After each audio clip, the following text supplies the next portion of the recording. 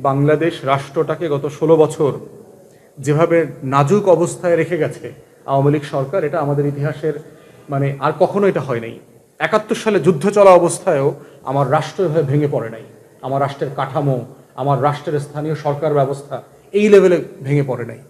বাংলাদেশের ইতিহাসের একমাত্র সময় যখন আমার কোনো নির্বাচিত প্রতিনিধি কোনো লেভেলে নাই, ইউনিয়ন পরিষদ থেকে শুরু করে মেম্বার চেয়ারম্যান থেকে শুরু করে কেন্দ্র পর্যন্ত আমার কোনো প্রশাসনিক ব্যবস্থা নাই, কাঠামো নাই, আমলারা দেশ চালাচ্ছে। তো সেই বাস্তবতায় আমার অর্থনীতি খালি হয়ে গেছে, বেতন দেওয়ার মতো টাকা নাই ট্রেজারিতে। আপনারা দেখেছেন গত 2 কোয়ার্টারে আমাদের অর্থনীতির সাইজ ছোট হয়ে আসছে। এমনিতে অর্থনীতির যে গল্প বলা হয়েছে একটা মিথ্যা গল্প। আমার আয় বছরে $৩,০০০ না, আমার মাথাপিছু আয় $১,৫০০ থেকে $১,৬০০ হইতে পারে, এটা মিথ্যা কথা। এটা আমার জিডিপির সাইজ $450 বিলিয়ন না, এটা $350 থেকে $400 বিলিয়ন হতে পারে। আমার এক্সপোর্ট যেগুলো দেখিয়েছে, বাংলাদেশ ব্যাংকের সাথে দেখবেন এনবিআর এর এলসি খোলা ব্যাংকগুলোর হিসাব কারোর সাথে কারো মিলছে না।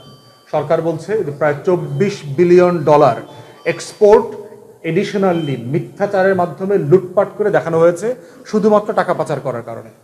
এনবিআর এর রিপোর্টে আমরা দেখেছি যে, আপনার বাংলাদেশ ব্যাংকের রিপোর্টেও দেখেছি যে গত প্রায় 13-14 সাল থেকে শুরু করে 19-21-22 সাল পর্যন্ত $45 বিলিয়ন যে টাকাটা আমার এক্সপোর্ট মানি আসার কথা, এই টাকাটা দেশে আসে নাই। এই টাকাটা হলো পাচার হয়ে গেছে।